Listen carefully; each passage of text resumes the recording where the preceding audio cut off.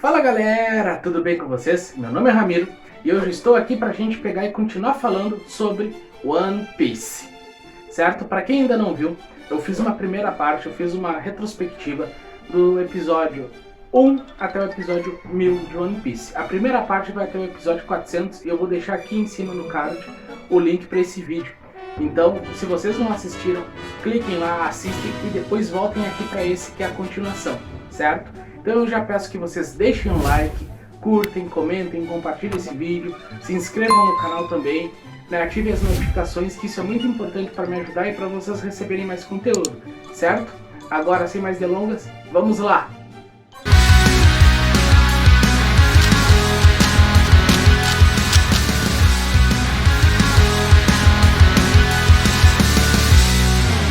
Pessoal, se liga nesse recado especial que eu tenho para dar para vocês. Vocês que querem decorar seu quarto, sua sala de estar, ou precisam de uma arte original para sua empresa, deem uma olhada nesses Instagrams que eu estou apresentando para vocês. Reinventa Atelier e Reinventa Arte. Quem faz esse trabalho é um amigo meu, Lucas Zulé. Inclusive ele que fez as artes aqui para o canal. O trabalho dele é incrível e eu super recomendo. Eu vou deixar o link na descrição para vocês conhecerem melhor o trabalho dele. Não se esqueçam de avisar que vocês foram através do link do canal. Então chegamos no capítulo 400, Chave para a Liberdade. Você até vou respirar um pouco porque esse é o melhor arco de One Piece, né? Até agora, recapitulando um pouco, né, na história pra gente falar sobre ele, Nico Robin foi capturado pelo governo mundial, né, por ser a única sobrevivente de Ohara. Né? Ohara é uma ilha que foi dizimada por saber demais. Ela era uma ilha de arqueólogos que estudavam sobre o século perdido, que é um tabu para o governo mundial. Para o governo mundial, Robin é uma grande ameaça e deve ser executada, pelo simples fato, ela é a última sobrevivente dessa ilha. Ela sabe ler as escrituras antigas, os poneglyphs. Então, Luffy e seu bando invadem uma base da marinha atrás de sua companheira, Enies Lobby. Lá eles enfrentam a CP9, que é uma organização que responde diretamente ao governo mundial, sem precisar dar satisfações para a marinha. No capítulo 400, é mostrado que a Robin está com algemas de Kairosek. O que são Kairoseks? Kairosek é um metal no mundo de One Piece, que ele emite a mesma radiação que o mar, ou seja, ele neutraliza os poderes de usuários de Akuma no Mi. E para libertar a Robin, os Chapéus de Palha eles têm que derrotar um por um dos membros da CP9, pois cada um deles tem uma chave. Cada um deles tem uma chave para as algemas da Robin. Porém, dessas chaves, somente uma é verdadeira. Então, nesse capítulo, é onde os pares das lutas são formados. Neste arco que nós temos o melhor Battle Shonen da história, né? Da história de One Piece e que sabe da história mundial dos mangás. Esse arco é lindo demais. Aquela cena dos Mugiwara encarando a CP9, o Sogeking atirando na bandeira do governo mundial, eles declarando guerra, a Robin gritando que quer viver. Aquilo é lindo demais, é um espetáculo. O legal desse arco é que eu tenho algumas teorias sobre algumas habilidades usadas nesse arco, como por exemplo o Sanji. O Sanji, nesse arco, ele utiliza pela primeira vez o seu golpe, o Diablo Jumbo, né? E na minha opinião, isso é hack do armamento, né? Eu tenho a seguinte opinião, né, que é o mesmo argumento pro Red Hawk do Luffy, que ele utiliza, que é o hack do armamento super rápido pegando fogo, né? E outra teoria sobre essas habilidades é sobre o nosso Zoro, o Zorão da Massa, que na luta contra o Kaku, no golpe final, no Ashura, liberou seu hack do rei, fazendo sua aura atingir um nível tão grande de intimidação, né, que fez Kaku ter a miragem de Ashura em volta de Zoro. Acredito que foi de forma inconsciente, certo? Pois Zoro nunca mais utilizou essa técnica no decorrer da história, né? E como visto ultimamente no mangá, sabemos que Zoro possui o hack do rei, então acredito que ali, inconscientemente, ele o liberou.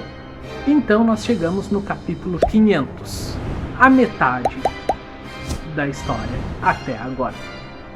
Capítulo 500, nós estamos no arquipélago Shaboudi, né, que pra mim é um dos melhores, se não o melhor, entre arcos da história de One Piece. Ô Nini, quer carinho? Aqui. Aparece, ai, coisa bonitinha. Um gatinho aí bonitinho.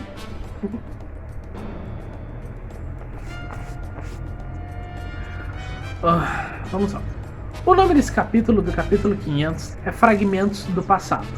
E aqui o gênio, Deus, maravilhoso, criador dessa obra, Eiichiro Oda, faz uma referência de forma sutil a algo muito triste da história da humanidade, que é a escravidão e o racismo. Neste capítulo é nos apresentado e dito uma realidade no mundo de One Piece, onde os tritões são vistos por alguns humanos como uma raça inferior, como meros peixes, e por isso eles deveriam ser tratados como animais e serem escravos e tudo mais. Eles não teriam direito às coisas que os humanos teriam. Também é nos mostrado, né, os Tenryubitos, né, que são os dragões celestiais, que não é nada mais nada menos que a realeza no mundo de One Piece. E eles têm vários privilégios dentro da sociedade, né? Eles têm globos diários, que eles não respiram o mesmo ar que os humanos comuns.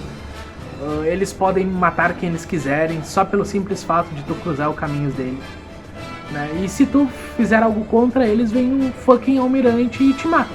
Simples assim. Mas retomando a história do capítulo, né, nós temos Kemi, a menina sereia. Ela é raptada no parque de diversões e levada ao mercado de escravos, onde ela é vendida como um escravo, onde ela vai ser leiloada para ser vendida como uma escrava, né? Retomando aquela referência de os homens peixes serem escravos, né? Também é revelado, né, mostrado a identidade daquele velhote que estava preso junto com o gigante, aquele bêbado.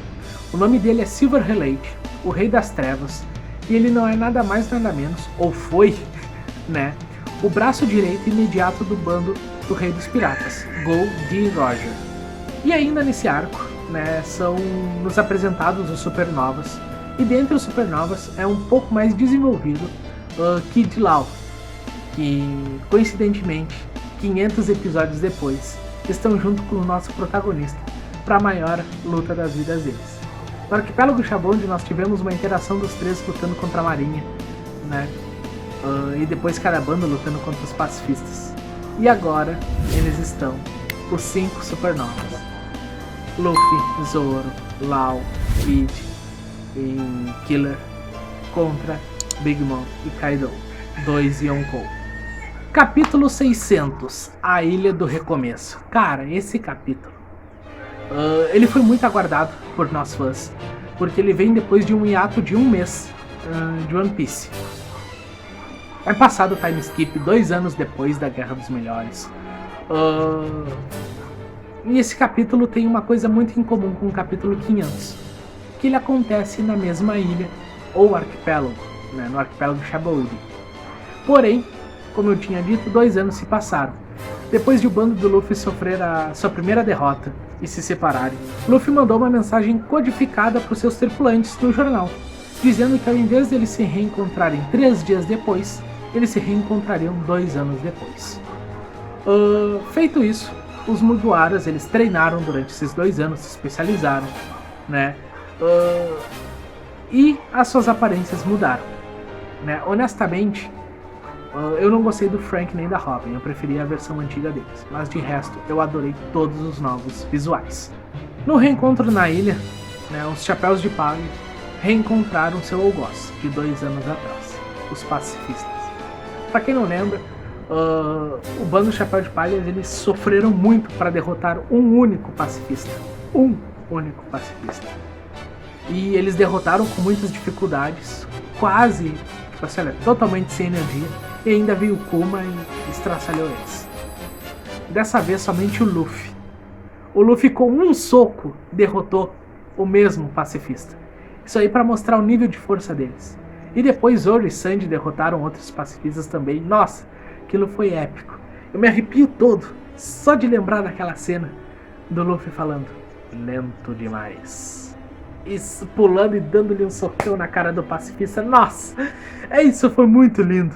Isso lembrou muito, né, o soco que ele dá no Kaido nesse último episódio, nesse último capítulo, né? Nossa, é lindo demais.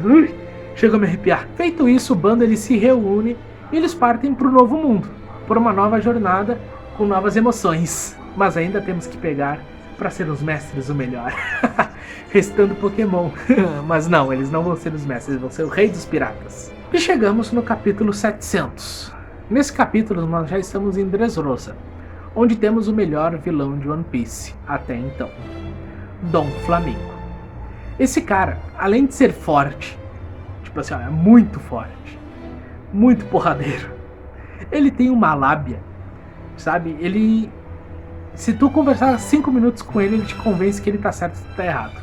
A lábia dele é incrível. Ele tem uma influência política muito grande, a ponto de criar uma fake news no mundo todo. E é sobre essa fake news que o capítulo 700 aborda. O mundo de One Piece acorda com uma notícia, que Dom Flamingo renunciou ao cargo de Shichibukai. A renúncia de Dom Flamingo era uma condição imposta a ele pela cabeça de Caesar, que estava preso por Luffy Law. Ou seja, Luffy Law tinha o Caesar, que fazia parte do bando do Dom Flamingo, era sócio do Dom Flamingo, né? E para devolver o Caesar, o Dom Flamingo tinha que renunciar ao cargo de Shichibukai. Vale ressaltar que a aliança de Law e Luffy ela aconteceu no arco anterior, onde os mesmos derrotaram e capturaram Caesar, que forneciam as Smiles para Dom Flamingo, que por sua vez as vendia para Kaido, um dos Yonkou. O objetivo da aliança dos dois é derrubar Kaido.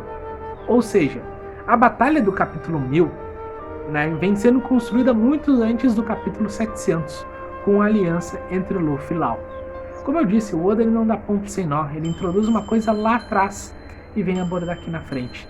Antes do capítulo 700, eles já tinham um plano de derrotar o Kaido e agora eles estão frente a frente lutando contra ele. Mas voltando para o capítulo, a notícia de renúncia dele era uma fake news, uma jogada de Dom Flamingo para enganar Luffy e Law, e ele usa sua influência política para dar a notícia falsa. Futuramente, vemos descobrir que Dom Flamingo na verdade é um Tenryubito, e que sabe sobre o segredo escondido de Marijoa, e ele usa isso para chantagear o governo mundial, fazendo com que o mesmo acate os pedidos dele. E no final do capítulo, né, mostra que Dom Flamingo está confiante que Luffy virá até ele, pois ele revela que ele está na posse da Mera Mera no Mi, a fruta que era do seu irmão Ace. Sai, sai, sai, gato. Nem vem. O gato quer subir, né? Não vai subir, não. Tá louco. Bom, minha opinião sobre o arco de Dressrosa. Ele é um arco bem bacana, porém muito longo, e isso é o seu maior problema. Nós temos um vilão muito bom, que é o Dom Flamingo, mas tem alguns erros narrativos na história que eu não gosto. Por exemplo, aquele reset, de voltar tudo de novo, sabe? Eu não gostei daquilo, né? Eu acho que o arco poderia se resumir em menos capítulos, e seria muito mais emocionante e melhor se ao invés do Luffy derrotar o Dom Flamingo, quem o derrotasse seria Law, né? Por toda a trama envolvendo o Corazon, sabe? Seria muito mais emocionante o Law derrotando o Dom Flamingo e não o Luffy. Mas por se tratar de um shonen, né, eu sei como funciona isso, o personagem principal sempre tem que derrotar o vilão, né? Mas honestamente eu gostaria que o Law tivesse derrotado o Dom Flamingo e não o Luffy. Pra mim seria bem melhor. E chegamos no capítulo 800. E esse pra mim é um dos capítulos mais tops que tem. Nesse capítulo, a grande frota dos Chegamos no capítulo 800, que esse pra mim é um dos capítulos mais tops que tem. É neste capítulo onde a grande frota dos Chapéus de Palha é formada. E desde a guerra de Marineford, quando eu vi o bando do Barba Branca, eu imaginei o Luffy com uma grande frota assim, primeiro comandante, segundo comandante. E nesse capítulo é criada a grande frota dos Chapéus de Palha. Então isso é muito legal, muito bacana. O nome do capítulo é Seguidores do Copo de Sake. Por que este nome? No Japão tem a cultura de quando você troca copos de saquê, quando você bebe copos de saquê com seus amigos, você cria uma aliança de irmandade, de amizade, de pai e filho. Você vira parente daquela pessoa. Então eles utilizam essa tradição de dividir copos de saquê, de beber saquê juntos para formar a aliança, por isso o nome. E o resumo do capítulo é basicamente esse. Depois de derrotar Dom Flamingo, Luffy e o pessoal do Coliseu estão comemorando a vitória e fugindo de Fugitora, né? E eles pegam e falam que tomaram a decisão que vão seguir o Luffy para o que der e vier. Que eles querem que Luffy seja o pai deles, o líder deles. E aí eles juram lealdade ao Luffy do Chapéu de Palha. Luffy vai se tornar o capitão da grande frota. Eles vão responder a Luffy. Porém, Luffy recusa. Luffy ele não quer isso. O Luffy pega e diz que ele não quer ser um grande figurão da máfia, como o Dom Flamingo era, ou um grande figurão do mundo. Ele só quer ser o rei dos piratas, né? E que a aliança dele se resume na amizade. Quando eles tiverem problemas, o Luffy vai correndo ajudá-los. E quando o Luffy tiver problemas, eles vão vir ajudá-los. E assim ficou gravada a aliança dos Chapéus de Palha, da tropa dos Chapéus de Palha, né? Ficou formada através da amizade, certo? E com isso, o Luffy tem agora 5.600 subordinados a seu comando. E chegamos no capítulo 900. Chegamos ao arquipélago Whole Cake, o arco da Big Mom. Na minha humilde opinião, sério, isso é minha opinião. Se você concorda ou discorda, comenta aqui embaixo. Vamos discutir sobre isso. Esse é um dos arcos mais chatos de One Piece. É chato demais. Mas eu não estou falando que é ruim, eu estou falando que é chato, é diferente. Comparando One Piece com One Piece, esse é o arco que deixa mais desejar na minha opinião. Eu não gostei muito, sendo bem sincero. O nome do capítulo é Musical do Final Ruim. O que acontece? O arco de Whole Cake ele é inspirado em Alice nos Países das Maravilhas. A Big Mom seria uma fada madrinha, só que ela é uma fada madrinha do mal. Do mal é bom, do mal. E bem como o nome diz, né, ele tem um final trágico. Algo bem diferente do que o Oda nos costuma entregar. Depois de salvar o Sanji, né, que era o objetivo do Luffy e seu bando eles têm que fugir da Big Mom. E nesse arco, tirando a parte do resgate do Sanji, tudo dá errado. Tudo no plano dá errado. O plano de matar a Big Mom falha. O Pedro, ele morre. O Jinbei ele é deixado pra trás, pra isca, pro pessoal conseguir fugir. Nada segue como plano. Nada segue como planejado. E um exemplo disso, que as coisas dão tão errado que o Sanji, nesse capítulo, ele estava fazendo um bolo pra Big Mom, um bolo de casamento, pra Big Mom se deliciar. E ela se deliciando, eles conseguiriam escapar em segurança. Bom, o bolo é feito, a Big Mom se delicia com o bolo, literalmente, né? Segundo ela mesma, o melhor bolo que ela já comeu em toda a sua vida. E nisso ela começa a cantar de felicidade. A cantar, o musical. E enquanto ela canta, enquanto ela se delicia, Luffy e seus aliados eles só se ferram. A Garma é derrotada, os Piratas do Sol se ferram. E como eu disse anteriormente, o Jinbei ele acaba tendo que ficar para se sacrificar, né? E tudo dá errado. O Sunny quase explode. Sério. O Sunny leva um dano federal. Dá tudo errado nesse capítulo. E é isso. E enfim, chegamos no capítulo 1000. Para falarmos um pouco do capítulo 1000, a gente vai ter que recapitular uns capítulos anteriores. Nós estamos no país do ano, o país dos samurais. Estamos no início da guerra entre a Aliança Pirata Ninja Samurai Mink contra os Piratas das Feras e os Piratas Big Mom, liderados por Kaido e Big Mom, dois dos Yonkou. Ou seja, se no arco anterior em Whole Cake Um Yonkou botou todo mundo pra correr e ferrou com todo mundo. Imagina 2 Yonkou. Esse capítulo, ele tem como mensagem principal o encontro da nova geração contra a velha geração.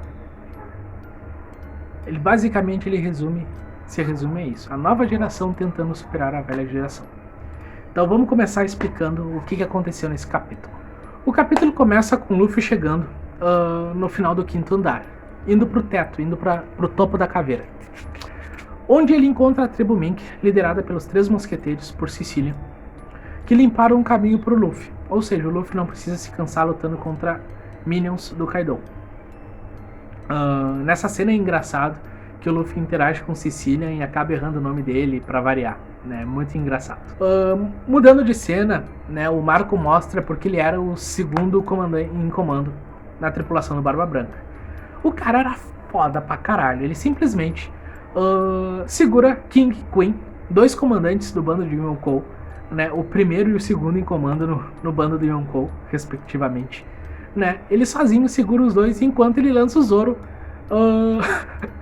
pelo buraco no teto, fazendo com que Zoro chegue ao teto onde está Kaido e Big Mom. E nesse momento nós já temos Luffy e Zoro indo para o teto, né?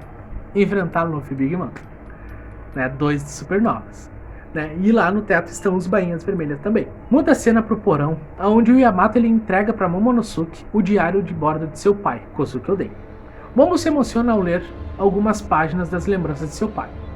Yamato comenta que alguém protegeu esse diário do fogo do incêndio que aconteceu no castelo de Oden há 20 anos atrás. Yamato ainda comenta que nesse diário teria algumas premonições de Oden sobre o futuro.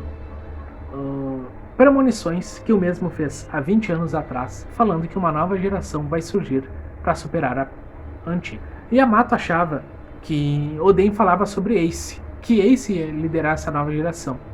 E se lembra quando eles beberam juntos. Ace bêbado fala de um sonho do seu irmão Luffy.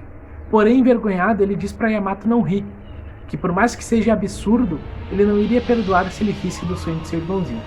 Yamato, ao contrário, e ao invés de rir, ele fica emocionado e diz que no passado, um grande homem disse as mesmas palavras que Luffy. Sem falar para Ace quem era esse homem, o Ace disse que gostaria de conhecê-lo, de beber sake com ele, né? Porém, Yamato já joga um balde de água fria no Ace, dizendo que isso não era possível, porque esse homem já tinha morrido. O legal disso tudo é que o Ace não sabe, mas ele tá falando do pai dele, do Gold Roger. E o Ace, ele detestava o pai dele. O Ace sofreu muito por causa do pai dele, por causa do que as pessoas falavam que o pai dele era um monstro e descontavam toda a raiva nele. Porém, a gente sabe que o Roger não era um monstro, e sim um grande homem. Mudando de foco, voltamos para o teto da caveira. Luffy chega e se encontra com Zoro, Lau, Kid e Kira, os 5 supernovas. Ambos 5 encarando frente a frente os 2 Yonkou, Kaido e Big Mom. Porém, Luffy sem medo, anda devagar em direção aos 2. Kaido tenta provocá-lo, tirar o foco de Luffy, o distraí-lo. Luffy o só ignora. Luffy tá full putaço. Luffy vai até o corpo dos 9 bainhas vermelhas, caídos e derrotados. Luffy pega Kinemon no colo, que o mesmo, com vergonha, pede para Luffy assumir a dor de Wano, dizendo que eles não conseguiram vingar Lord Oden. Luffy diz que sim, que vai se vingar, porque esse é o país dos seus amigos.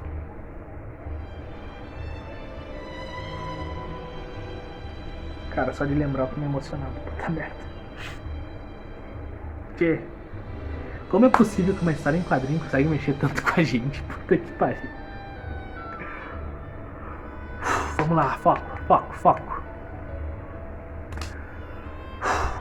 Kaido tenta acertar Luffy pelas costas, que desvia e acerta um murro lindo em sua cara. É um dos socos mais lindos que eu já vi. O soco derruba o Yonkou. Esse soco foi tão lindo, tão impactante, quanto o soco do Luffy no Tenryubito. O soco do Luffy, a bazuca, na verdade, do Luffy no Crocodile. Ah, o Ono do Luffy, o chute no Luffy no tritão lá de East Blue, esqueci o nome. Porra, do Arlong. Nossa, é muito emocionante esse soco, sabe? É lindo demais, é lindo demais. E num quadro, numa cena linda, só a silhueta, só a sombra do Luffy com o chapéu, ele simplesmente de canto olha pro Kaido e pra Big Mom naquela pose de badass fodão e diz: eu sou um Monk de Luffy, aquele que vai superar vocês dois e se tornar o rei dos piratas. Cara, eu tô arrepiado. Cara, o One Piece é foda. E assim termina o capítulo, se encerra o capítulo. E esse final, eu tô muito hypado pro capítulo 1001. Ele me lembrou muito aquela cena do Jinbei em Holy Cake contra Big Mom. Porque eu vou temer uma Mary Yonkou, se eu sou membro da tripulação do Rei dos Piratas. Cara, isso foi muito foda, né? Nossa, eu tô sem palavras, velho. Eu tô sem palavras. Olha esse soco lindo, maravilhoso que o Luffy deu no Kaido. Tipo, ele basicamente representou o soco que o Ace não conseguiu dar. O soco que o Ace, quando foi pra Wano tentar dar no Kaido e o Kaido não estava. O soco depois que o Ace queria dar pra se vingar por Oden, mas Barba Branca não deixou. Né? Esse Red Rock pegando fogo, nossa, foi lindo demais. É o soco que representa o Ace. E depois desse capítulo maravilhoso, desses 1000 capítulos maravilhosos que o One Piece tem, eu só tenho que falar uma coisa. Eiichiro Oda, muito obrigado por ter criado e nos dado One Piece. Kaizoku Oreo Anaro.